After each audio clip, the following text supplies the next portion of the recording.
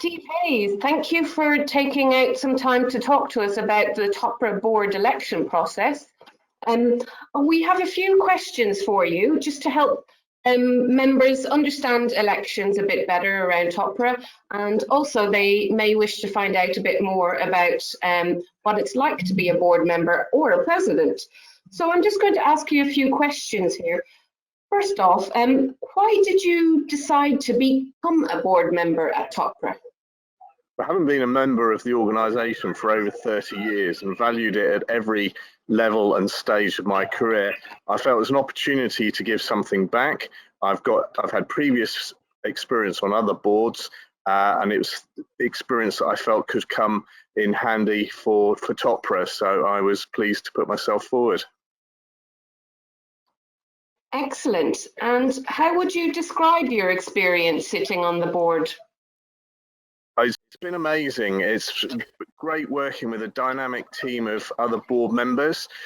We've achieved a lot and we've lots more to go, but it's great to see TOPRA as a dynamic and vibrant organisation because it's about everybody. It's not just about the board. And what would you say to the TOPRA membership about the difference between being president as opposed to a director on the board? Well, all of us directors are leaders, but as president, it's my privilege to actually chair the board, which means I'm more like the conductor of the orchestra, and it's about making sure that when we're talking about an issue, making a decision, that we get everybody to have an opportunity to say what they think, make a contribution, and get all the opinions and get all the perspectives considered so that when we make a decision, we do so from a very well-informed perspective.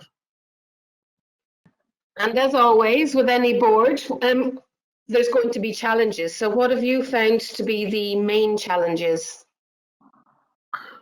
Well, thankfully, all the challenges have been good ones.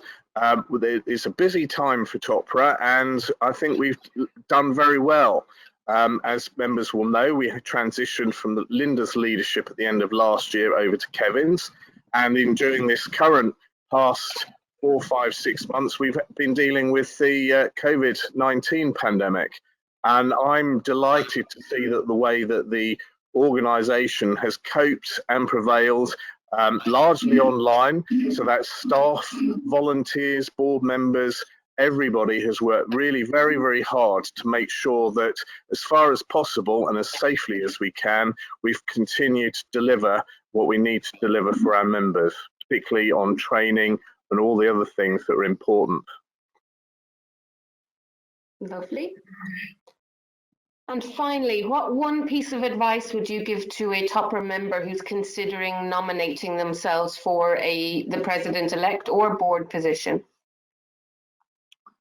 I would encourage anybody to stand for the board, in doing so to set out their regulatory credentials, but also to make clear what skills and gifts they bring from other parts of their life that will enable them to contribute as a director of the company in terms of leadership and encouraging the best out of the organisation and having a passion for its future.